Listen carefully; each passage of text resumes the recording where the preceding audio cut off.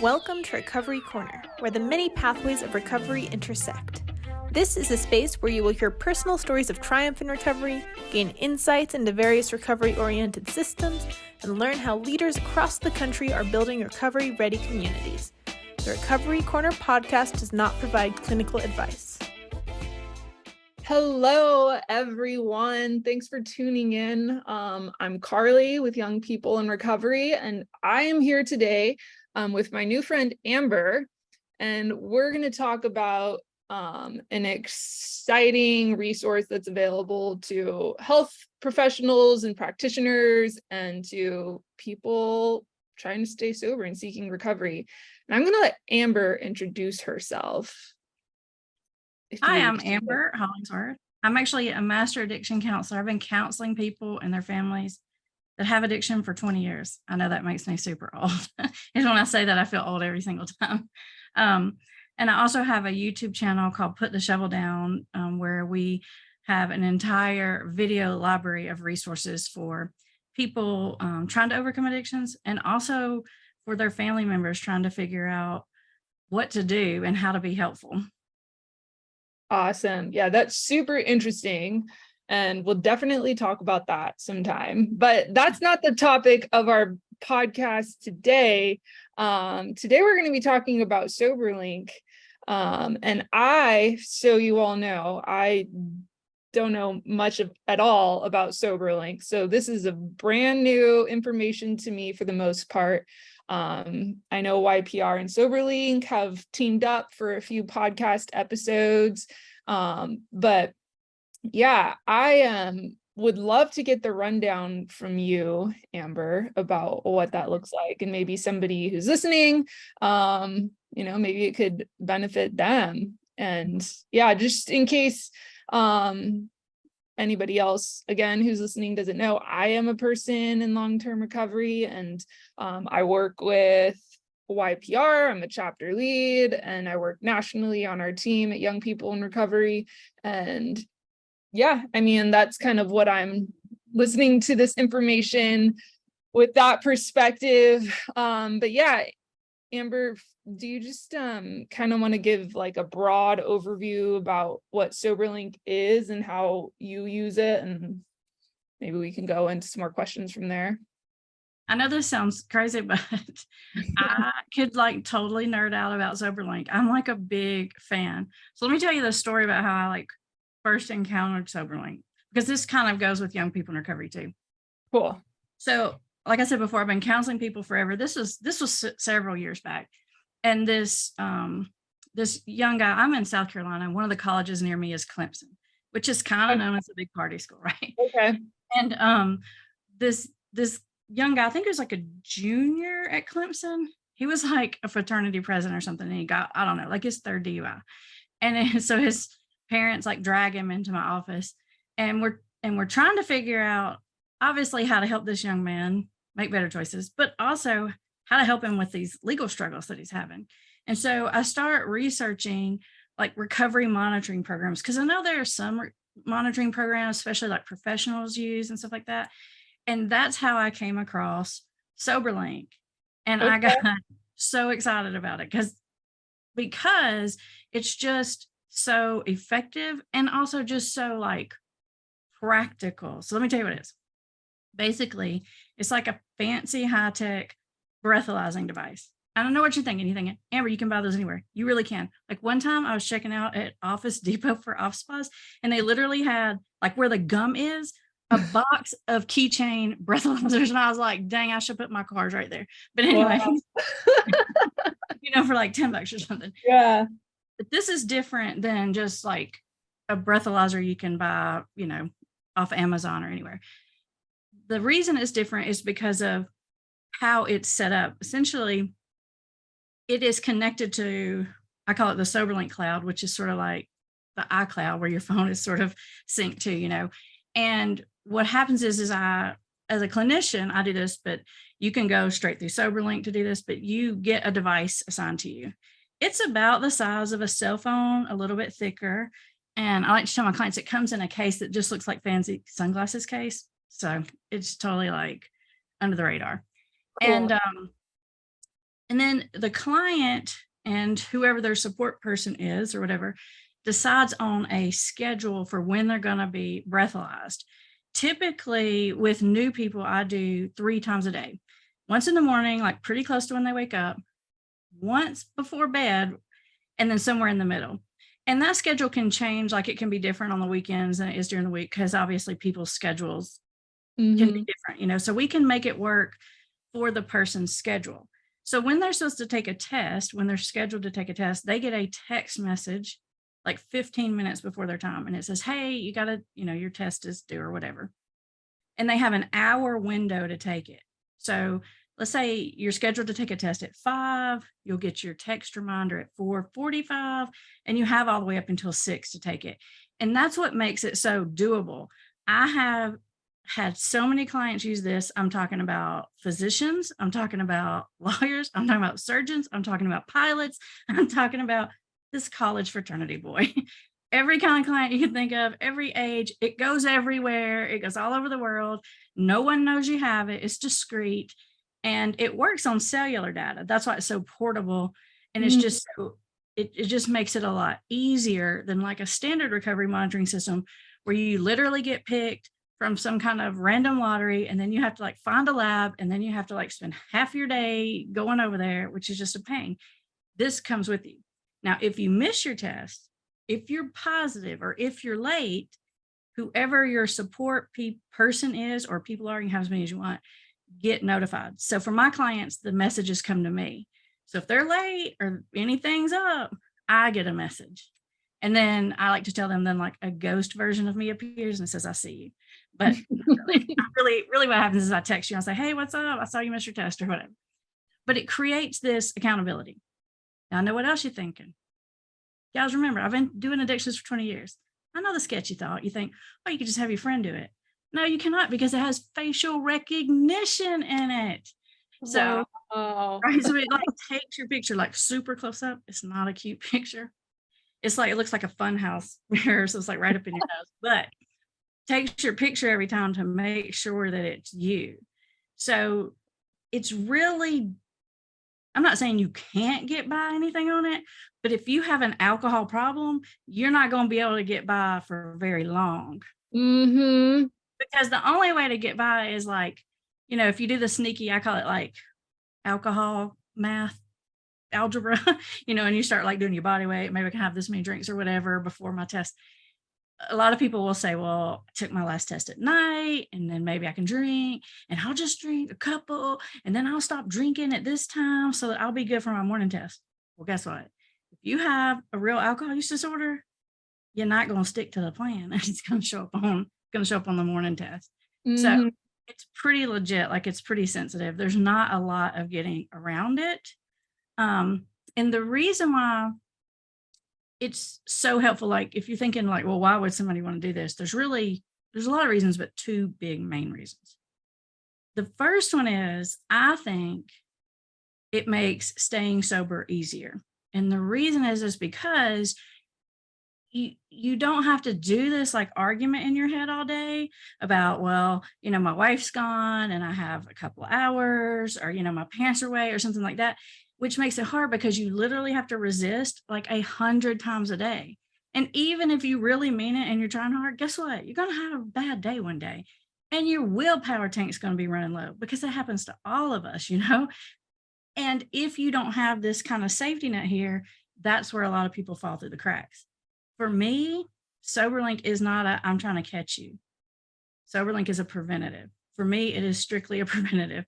It's trying to help you make that decision not to do it. So when my clients sign up for it, I say, the good thing about this is you're going to decide you're going to be sober one time. You're going to decide it today. And if you want to do this and you sign up, and you don't have to decide it 50 times a day like you've been doing.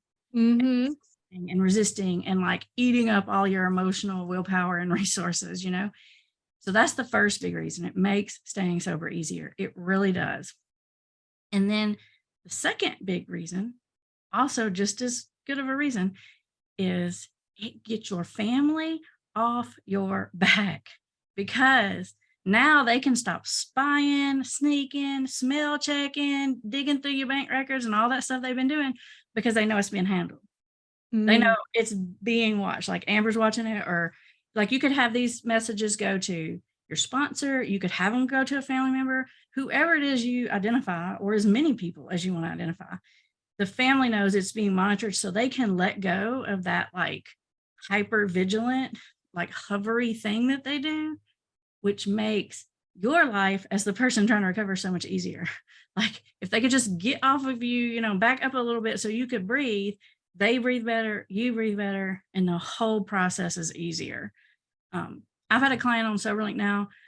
She's been on Soberlink forever, and I didn't tell her she needed to be on it forever. And I'm like, you're good. You've been sober like 2 years now. Like you've been sober like we could take you off of this thing if you want. And she's like, no, I want to stay on it because I don't have to feel weird every time I tell my husband, hey, I'm running to Target, or I'm gonna go do this. And he doesn't feel weird and I don't feel weird. And there's not this awkward, like he's looking at me wondering. And it just makes my life easier for that reason. So I can go where I want to go. No one's worried about me. I don't have to answer a million questions. And I'm like, all right, keep it if you want to, you know? So it really can make recovery easier in a lot of ways. That's why I'm a big fan. I've literally had a lot of people get sober using the Soberlink that otherwise would have had to go to treatment. I'm talking about like big daddy treatment, like 30, 60, 90 days. Wow. Because of Soberlink, they got sober in their home environment, going to work, going to school. And I think that's like the best recovery, because anybody can be sober in a locked up facility, but you've got to learn to live life sober. And so whenever possible, it's not always possible, but whenever possible, I like for people to recover in their real life. Because that's where it's got to be done, you know? And people don't want to take off work or school for, 3 or 6 months. So what else questions you got? I told you I'm like nerdy about it. I love sober. When I found it, I was so mad I didn't invent it. I was like, I could have thought of that. Why didn't I think of that? I was so jealous. Well, I mean, you covered that pretty well and answered a lot of my questions. It definitely sounds like a super useful tool for all kinds of people. My first thought was, is this like an approved kind of tool for somebody who may be like in drug court or facing some kind of legal consequence? Is it ever able to like take the place of somebody going to treatment for legal reasons to prove that they're sober? That's a really good question. And I'm not a legal person, but I can tell you that a lot of the people that I've had, like the fraternity I was talking about, initially get on it for legal reasons because it creates this giant log, which will stand up in court. Yeah. Because it's legit. It literally has your picture, the timestamp, like it's solid. So a lot of people, when they have like a court case pending, they'll like sign up and do this before they go, which is totally the good method. Because then you can go and you can say, I acknowledge I have a problem. Like, let's say you got a DUI or something like that. And you say, I'm addressing it. Here's 3 months of totally clean, like breathalyzers. That's going to set you ahead of the game in almost every single case. So yes, you could do it on the back end. But like I said, a lot of people come and they want to get on it before they go. Because I think a lot of times their lawyer advises something like that. Yeah. It does create that really solid, legit record. Interesting. And I just print it out, all of it, all the data. Yeah. That, I mean, with your face and everything, it would have to stand up in court. Yeah, you can be like, oh, there they are, just woke up. There they are in their car. Like you can. They've been sober, dude. They've been sober. You can't get around that one. How you kind of told me how you got involved with Soberlink, but and a little bit how you work like with your patients and stuff, but do you use this like with everybody who's trying to stay sober? Is it like who works with you? How do you like use this in your clinical practice?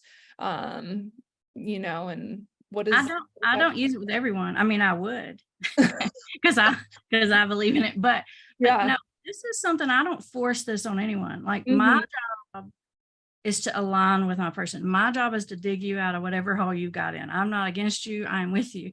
And so when we do this, this is not, I'm trying to catch you. This is not, you're trying to get in trouble. This is hey, let's build you a record to prove that you mean it. Like, and so this is a decision that they make. It's just a tool that we have available that they can utilize, but it is never like pushed on anyone. Like, you know, somebody's mom might call me up and say, I want them to be on that Soberlink. And I'm like, they're going to have to like, I'm going to have to hear that from them, you know, because like I said, this is in my mind, it's a preventative. I don't think catching somebody on a drug screen is very helpful, because once you done open the gate, it's so hard to get close. Like, I don't want to catch you. Yeah. Right.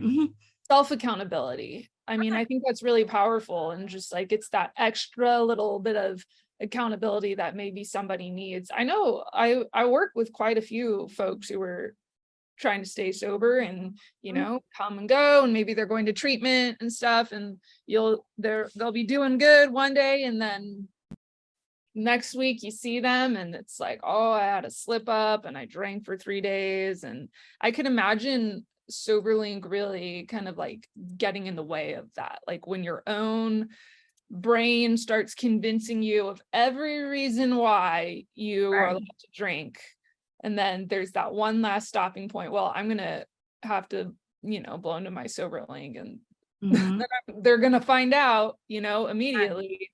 Right. Because you know, when someone is really trying, the thing that gets them almost 100% of the time, it's not like they think, oh, screw it, you know, just like I'm going all out. What they think is, I'm just going to have a couple. Yeah. While no one's looking. That's what they think. Now, we know it ain't going to be just a couple, but that's a sneaky thought. And it's so convincing when it happens, right?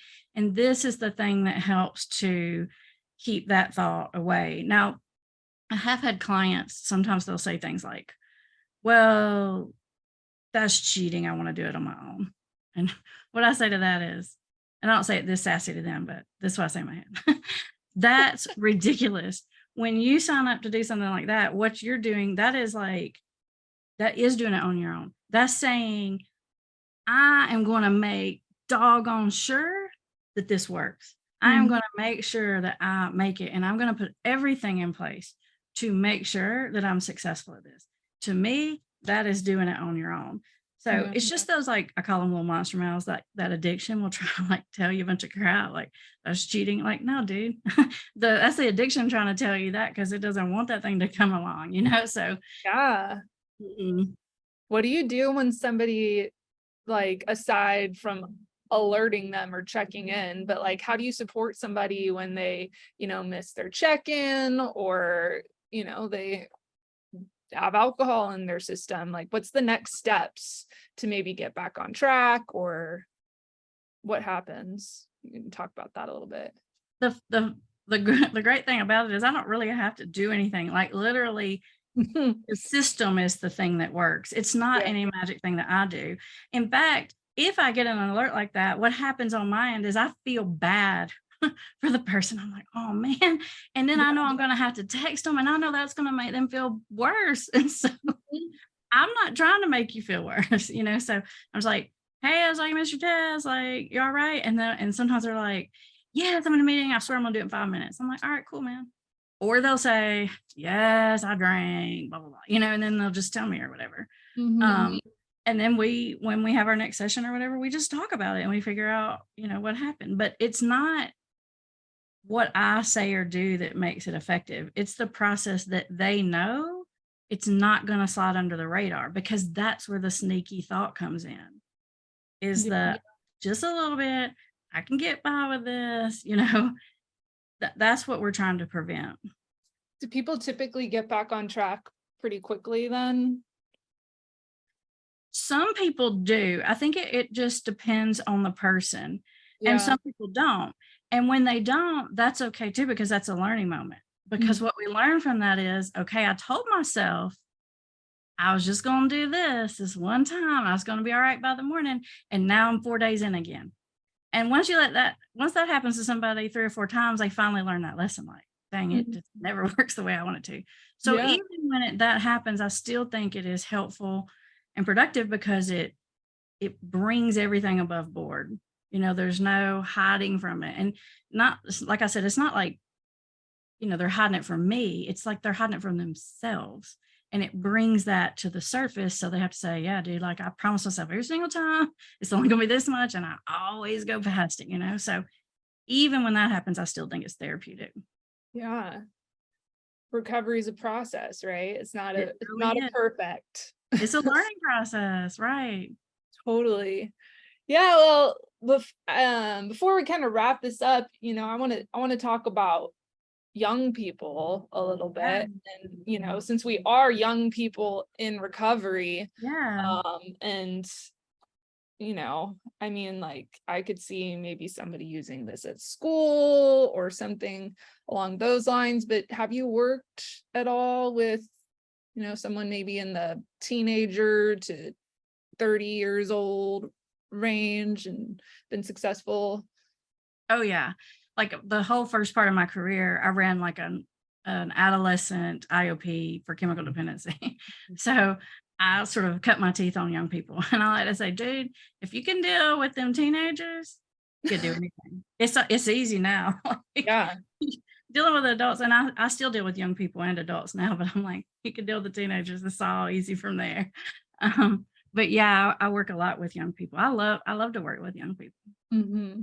If you had like one piece of advice, I guess, for somebody who's maybe beginning their recovery journey or thinking about it or in their recovery, I don't know, just like one piece of advice you would offer a young person, young at heart. I think that I think that the thing that holds most young people back from the whole recovery process is this thought of that they're going to be missing out, and then they feel like they're missing out on something great. But that's really not true, because part of the process of what happens when you become addicted is you lose the ability to experience joy from anything else. And so being addicted means you miss out on everything else except the substance. And it's hard when you're in that situation to imagine, because other things don't seem fun or engaging or exciting at all. But that's only because of the addiction. And once you take that away, you actually like to do normal people stuff. Young people don't believe me until they try it, right? But you gotta get past that addiction. But you're not missing out on anything but a bunch of heartache and hangovers and bad moments and hard conversations. Yeah, life kind of begins. It begins again, I think, when you get sober. And I mean, I did it. I was 25, and I know there's a lot of other people. And that's what like YPR is here for, and tons of other awesome organizations and fellowships, recovery circles. And that's what I would say to somebody is just like, find your tribe, and like your sober tribe exists wherever you are, or if you can't find it, create it. And yeah, I kind of feel like recovery is like trendy. I really do. Like right now, right? Come to see me, they're weird about it. I'm like, what are you talking about, dude? Everyone who's anyone's got a counselor. It's status. It's like having a personal trainer. Like people go around bragging about, I just got no one talking to my counselor. Like